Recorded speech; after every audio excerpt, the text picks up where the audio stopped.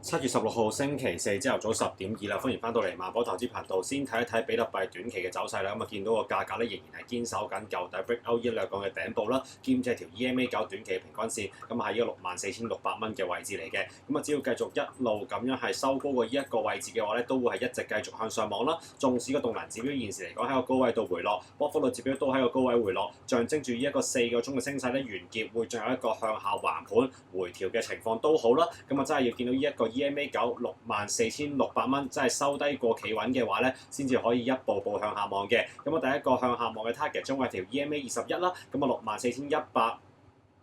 蚊嘅位置啦。跟手嚟講就會係一個 EMA55綠色線搭住呢一個短期升勢嘅回調線中路嘅位置，63,660蚊作為第二個 target啊。收低過晒呢一個關鍵嘅支撐位置嘅話先至有判定翻個跌勢，下試翻呢一個61,760蚊嘅位置啦。否則嚟講嘅話跌到落去呢一啲位置，甚至乎呢個63,600蚊嘅話都會係一個好嘅機會啦，重新咁樣向比特幣係繼續咁樣向上望嘅。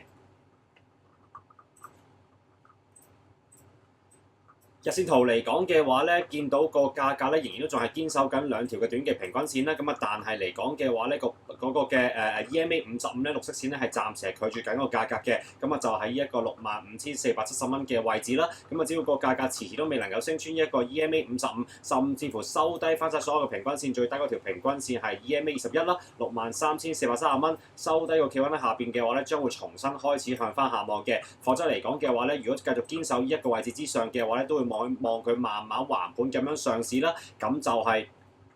再加上個波幅率指標喺個低位嗰度，如果見到 uptick， 再加上個價格收高埋條 EMA55嘅話將會大幅度向上望多一大波嘅。target 將會好容易會掂到呢一個頂部啦，67,200蚊啦。跟手嚟講就會係呢一個嘅成個呢一個跌勢嘅回調線中路嘅位置70,275蚊啦。跟手嚟講就係落緊嚟嘅 EMA200，大概74,000蚊都係嚟緊向上爆發嘅目標價格啦。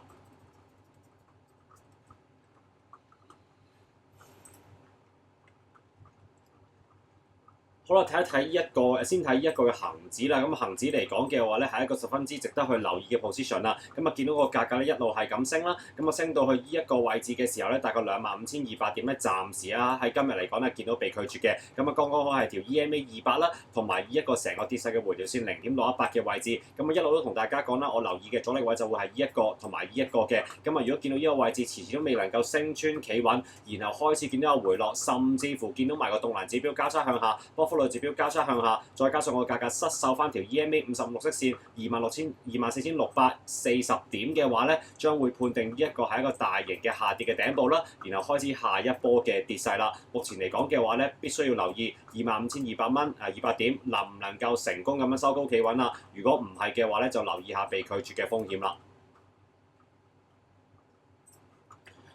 美國納斯達指數嚟講嘅話繼續係一個嘅橫盤嘅情況啊。但係嚟講短期嘅 EMA 線亦都係再度咁失守翻嘅，即係話嗰個趨勢亦都係再度咁樣短期向下望啦。縱使個動能指標升緊，波幅率指標跌緊，都係一個橫盤向上升嘅狀態都好啦。必須要見到至少一條 EMA21最頂嗰條平均線29,800點收翻高企穩先至可以重新向上望嘅。比較上關鍵嘅話我都係會留意翻呢一個嘅頂部，大概3萬點齊頭啦，能夠收翻高晒企穩嘅話將會confirm翻個升勢嘅。現時嚟講，繼續向下望嘅 target 將會係條 EMA55 29,130點。跟手嚟講就會係一個底部28,909點，失守咗呢一個位置嘅話將會大幅度下望到落去呢一個嘅底部啦，28,227點啦，甚至乎下試翻落去條 EMA200或者係成個升勢嘅回調線0.5嘅回調線，咁就係27,000點左右都係嚟緊向下跌嘅目標價格啦。再睇埋呢一個費城半導體指數啦，咁就係仍然都仲係同琴日差不多嘅，咁就跌多咗少少啦。仍然係收低過晒兩條嘅短嘅平均線，所以個趨勢仍然係繼續向下望嘅。動能指標亦都係交叉向緊下走啦，波幅率指標收窄緊落嚟嘅，繼續橫盤向下嘅發展係望緊啦。不過仍然都見到個價格係收高緊條 EMA55 12,239點啦。只要一路企穩嘅話我認為都仲係有機會轉翻彎向上升嘅。但係要判定翻個升勢嘅話至少要見到最頂嗰條 EMA21啦，12,936點真係企翻穩，收翻高連續2-3日嘅話我先會再度向上望嘅。否則嚟講嘅話風險繼續向下望。一旦失守咗條 EMA55 將會下跌翻望呢一個嘅底部11,794點啦，跟手嚟講就會係呢一個嘅底部大概10,098點咧，就係成個呢一個升勢嘅回調線中路嘅位置。再望多深少少嘅話咧，就會望到落去可能係呢一個嘅底部，咁就係9,865點，亦都係差唔多0.618回調線，大概9,967點，差唔多1萬點嘅水平咧，將會係下一個關鍵嘅支撐位置啦。目前嚟講嘅話咧，十分之值得去留意就係條 EMA55能唔能夠再一次堅守之餘，能夠重上翻晒所有嘅平均線，企翻穩嘅話咧，先至好再度向上望啦。好啦，跟進下幾隻嘅 index 啦。咁啊，首先嚟講，第一隻嚟講嘅話咧，就係一個嘅日經啦。咁你會見到咧，呢一紮嘅圖表咧係由呢一個嘅半導體指數開始去到啱啱依家講緊嘅日經同埋陣間講嘅台指咧，都係十分之相似嘅。咁啊，見到個價格嚟講咧，都仲係咧，處於緊喺一個短期向下跌嘅走勢當中啊，咁啊連續1、2、3、4、4日咧都係失守緊條 EMA9、EMA21啦，咁啊唔係話十分之理想嘅，咁啊每當咧失守咗兩條嘅 EMA 線好耐嘅話咧，都未能夠重上翻嘅話咧，基本上啊我哋都好少見嘅，咁就係咧上一次咧失守咗呢一個嘅 EMA9、EMA21連續1、2、3、4日嘅話咧，甚至乎係跌穿埋條 EMA55再沉多低少少添啊，咁啊所以話嚟講嘅話咧，呢啲長期上升緊嘅圖表啊，美股都好啦，咁啊只要個短期平均EMA9、EMA21失守咗一段較長嘅時間都未能夠重上嘅話咧，實在係有繼續向下跌或者跌多一波嘅風險啦。咁啊，但係嚟講嘅話咧，個動能指標向下跌啦，波幅率指標向上升啦，都仍然係指出緊向下爆發嘅態勢嘅。咁啊，但係嚟講嘅話咧，必須要留意埋呢一個關鍵嘅支撐，睇下能唔能夠堅守啦，就係條 EMA55綠色線65,900點啦，又或者舊底呢個底部大概65,500點嘅位置，真係失守埋呢一個位置嘅話咧，先會再度向下望多一兩格啦，咁就會係呢一個嘅底部，咁啊62,535點啦，同埋舊底呢一個嘅頂底部分界線大概6萬點齊頭咧，都係嚟緊繼續向下跌嘅目標價格啦。咁啊要重新回復翻升勢嘅話咧，日經必須要企穩翻喺上邊呢一個最頂嗰條 EMA21啦，咁啊68,375點能夠收翻高企穩嘅話咧，我先會再度向上望嘅，否則嚟講嘅話咧，風險繼續向下跌啦。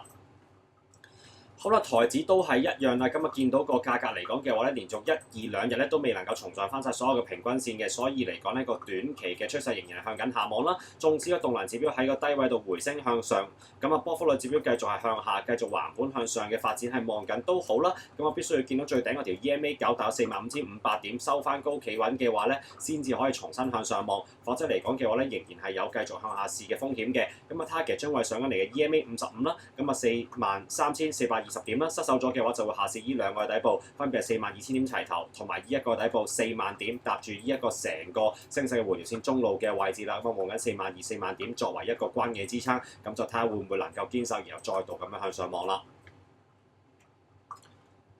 好啦，睇埋呢一個 Kospi 嘅藍網指數繼續咁樣跌嘅，咁就係 SK 海力士今日都係繼續跌啦。咁就係縱使個動能指標同埋個波幅率指標都喺個極端嘅位置開始轉翻彎啦。咁啊，但係嚟講呢個價格至少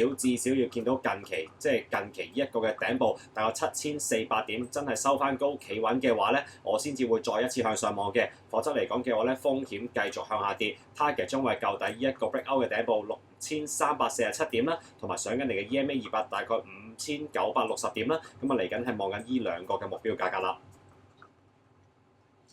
去到最後嚟講嘅話咧，想帶大家 follow up 下兩隻嘅半導體美股啦，咁啊就係一個嘅 NVIDIA 同埋 Avigo 做得靚仔啊，值得大家去留意一下啦。咁啊 NVIDIA 嚟講咧，連續1、2、3、4、4日咧都能夠堅守條 EMA 3條嘅 EMA 線啊。咁啊再者咧，呢一個拉大少少，拉出少少個位先。咁啊再者咧，見到咧呢一個嘅琴日呢一個嘅下市嚟講咧，亦都再度差唔多掂到條 EMA9，然後收翻高喺個高位嗰度，差唔多咧可以 break out 舊底個頂部214蚊啦，咁啊如果見到個價格能夠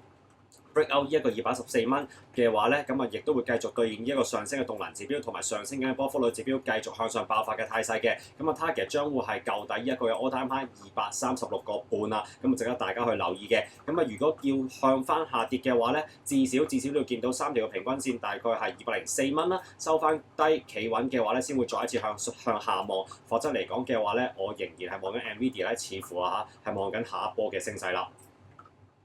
好啦，Avigo 咧都係緊隨住 Nvidia 嘅節奏嘅，咁啊見到咧連續啦，咁啊就係唔係連續啦，咁啊琴日嚟講咧重新收高翻晒3條嘅平均線嘅，咁啊動能指標繼續係向緊上嘅 position 啦，波幅率指標繼續係向緊上升啦，即係話咧係望緊向上升嘅態勢喎，向上爆發嘅態勢喎，咁啊短期嘅頂部將會係呢一個啦，咁啊414.6嘅，相信十分之容易會掂到啦，個問題就係會唔會能夠 break out 企穩啊？如果可以嘅話咧，就會同 Nvidia 一樣啦，咁就會追翻上去舊底我睇埋495蚊啦。好啦，要反翻轉向翻下跌嘅話咧，要見到條 EMA 9 387個半啦，收低翻晒3條嘅平均線嘅話咧，我先會重新開始向下望嘅。否則嚟講嘅話咧，Avigo 我都係望佢一個反彈完之後黐住啲 EMA 線嘅高位橫盤，然後望下一陣嘅升勢啦。好啦，今日嘅 update 嚟到呢一度，希望大家去到再撳個 like 同埋訂閱我頻道，多謝晒。